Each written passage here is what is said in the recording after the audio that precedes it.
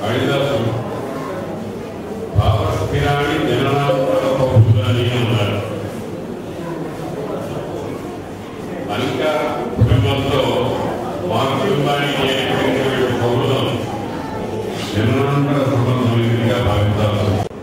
గీతలో భగవంతుడు ఒక మాట చెప్పాడు, యజ్ఞ విభూతిమత్ సర్వం శ్రీమద్ ఉచితమేవ తత్తమేవ అవగచ్చత్వం మమ తేజోంశ సంభవం అని విభూతి యోగం అంటారు.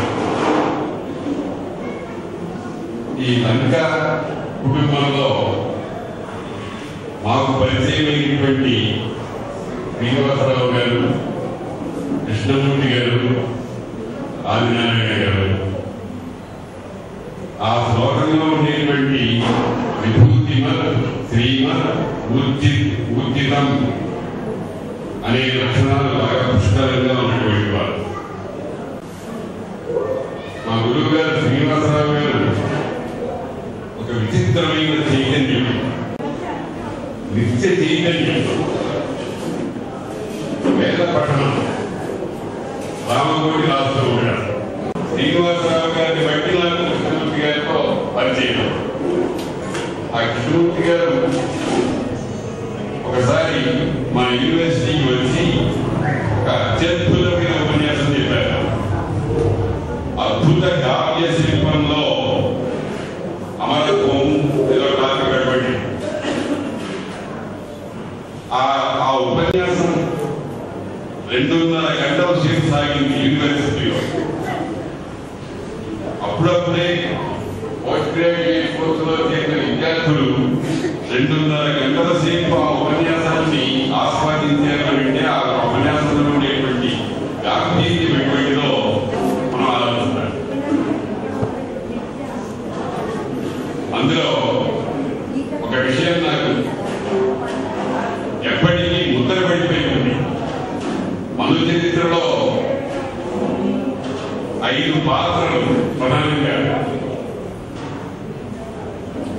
వనదేవతలు, స్వలోచి, మాయాప్రవరుడు, వరూధిని, ప్రవరుడు, మాయాప్రవరుడు, వరూధిని, వీళ్ళు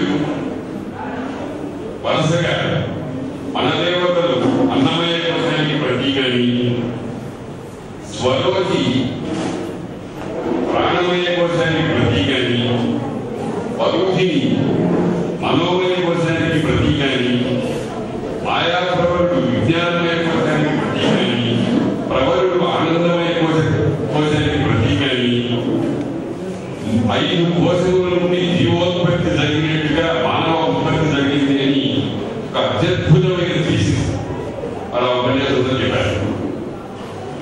చాలా అపూర్వమైన విషయం. పౌరాణిక విద్యను ఏ రకంగా చూడాలి అనేటువంటిది అప్పటి మాకు తెలుసు. ఇంతకు వారు తెలుగు సంస్కృతాల్లో అధ్యాపనం చేసిన వారు కాదు. వారు న్యాయశాస్త్ర పట్టభద్రులు, హైకోర్టులో రిజిస్ట్రార్గా పనిచేసినటువంటి వారు. అదేవిధంగా ఒకసారి వారి ఇంటికి వెళ్ళారు విజయనగరంలో, బెంగళూరులో. వెళితే వారి ఇంటి ఎదురుకుండా ఇంట్లో ప్రవేశించిన వెంటనే పైన ఒక చిత్రపటం, ఆయన స్వయంగా రాసిన ఒక చిత్రలేఖనం ఉంది.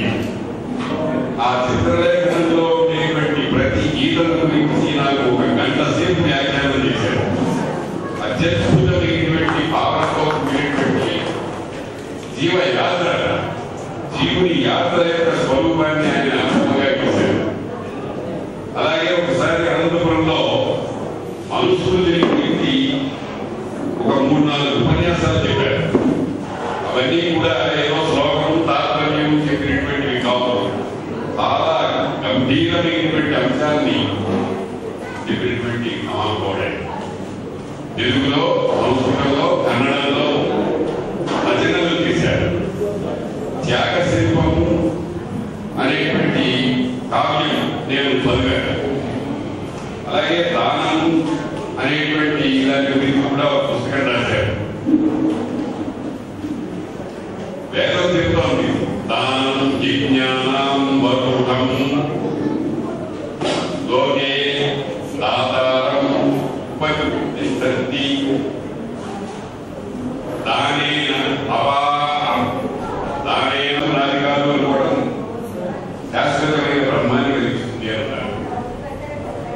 కాబట్టి దానము అనేటువంటిది అవతల వాళ్ళని ఉద్ధరించడం కోసం కాదు, మనల్ని మనం ఉద్ధరించుకోవడం అని దానంలో ఉండేటువంటి ఒక గొప్ప సంకేతం. దాని గురించి వారు చాలా గొప్ప కృషి చేసి అనేకమైనటువంటి కావ్యాలు రాశారు. కన్నడలో అత్యద్భుతమైనటువంటి రచనలు తీశారు. దానికి జ్ఞానపీఠ పురస్కారం లాంటి రావాల్సినటువంటి రచనలు వారి కృష్ణమూర్తి గారి ఇంటికి చేసి, బాబు మీరు ఎవరికైనా పంపించి వారికి చేర్చండి అని ఆయన చెప్పారు. తెలుసుపై చెప్పాడు. చెప్తే అలాగే ఈయన చాలా ఆనందంగా సంతోషంగా స్వీకరించి ఆ చింతపండు కొట్ట నెత్తి మీద పెట్టుకుని నడిచి వెళ్ళి వాటిలో చేశారు. తెలుసుపై నాకు మాట చెప్పాడు. బాగా పగలగొట్టుకుంటూ నేను ఎందుకు చెప్పాను మహానుభావుడికి అని. అది ఆయన వ్యక్తిత్వం. ఆయన ఒకసారి అష్టావధానంలో ఒక విచిత్రమైన ప్రశ్న వేశారు. తెలుసుపై ఒక దంపతులకు ఒక అమ్మాయి పుట్టింది. ఆ అమ్మాయికి మాలిని అని పేరు పెడదామన్నారు. భార్యాభర్తలు అనుకున్నారు. సంతోషం, మాలిని పేరు పెట్టారు. 2 సంవత్సరాలు అయిన తర్వాత మరొక అమ్మాయి పుట్టింది. ఆ అమ్మాయికి మాలిని అనే పేరు తిరగేసి నీలిమా అని పెడదాము అని భర్త ప్రపోజ్ చేశాడు. భార్య సంస్కృతంలో బాగా చక్కగా ఎట్లా కనుక పనికిరాదు అని అడిగారు. ఎందుకని అని అష్టావధానంలో అధిక ప్రసంగంగా ఒక ప్రశ్న వేశారు. దానికి సమాధానం సాధారణమైన వ్యక్తులు చెప్పలేదు. భారతీయ వెళ్తూ ఉంటారు. వారు కొన్ని ప్రశ్నలు అడుగుతుంటారు. వాటిని చాలా గంభీరమైనటువంటి చర్చ చేసి విచారించితే కానీ సమాధానాలు దొరకవు. ఇంతకు నీలిమా అనే శబ్దం మనం అందరం కూడా పెట్టుకుంటున్నాం, చాలా చోట్ల వాడుతున్నాం. కానీ నీలిమా అనేది పుల్లింగ శబ్దం. పుట్టింది అమ్మాయి. అమ్మాయికి పురుషనామం ఎట్లా పెడతారు కానీ ఇది ఎవరికి తెలియదు. ఇప్పుడు పేర్లన్నీ చిత్రంగా పెడుతున్నారు అనుకోండి. ఇవి అంత నిశ్చితమైన చూపు ఉన్నటువంటి వారి కృష్ణమూర్తి గారు భాషా విషయంగా, రస విషయంగా, సాహిత్య విషయంగా, కళాత్మకంగా ఆయన జీవితం అంతా ఒక వింత వెన్నెల. అటువంటివన్నీ నేను స్వయంగా చూసి మాట్లాడుతున్నాను. ఏదో వినికిడి వల్ల చెప్పినటువంటిది కాదు. ఒకసారి మేమిద్దరం కొంచెంసేపు వాదించుకున్నాం మనస్ఫూర్తిలో ఏదో శ్లోకాన్ని గురించి. ఆ శ్లోకం నాకు గుర్తులేదు కానీ వారు చాలా దృఢమైన చలని అభిప్రాయాలు ఉండేటువంటి స్వరూపం అయితే కృష్ణమూర్తిగా ఉన్నారు. అటువంటి మహానుభావుల పేరుతో ఒక ఫౌండేషన్ తయారవడం, భారతీయ ఆర్ష ధర్మ ప్రోత్సాహానికి ఇది ఎదుగుదలడం అనేటువంటిది చాలా సంతోషింపదగినటువంటి విషయం. ఆదినారాయణ గారు దీంతో నాకు చాలా ఆనందం ఉంది. అనంతపురంలో వారు మేము కలిసి పనిచేసినటువంటి సంఘటనలు ఉన్నాయి. ఆయన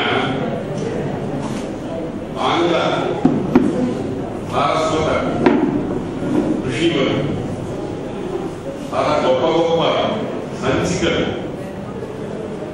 తయారు చేసి అందరికీ జ్ఞానాన్ని పంచిపెట్టినటువంటి వారు.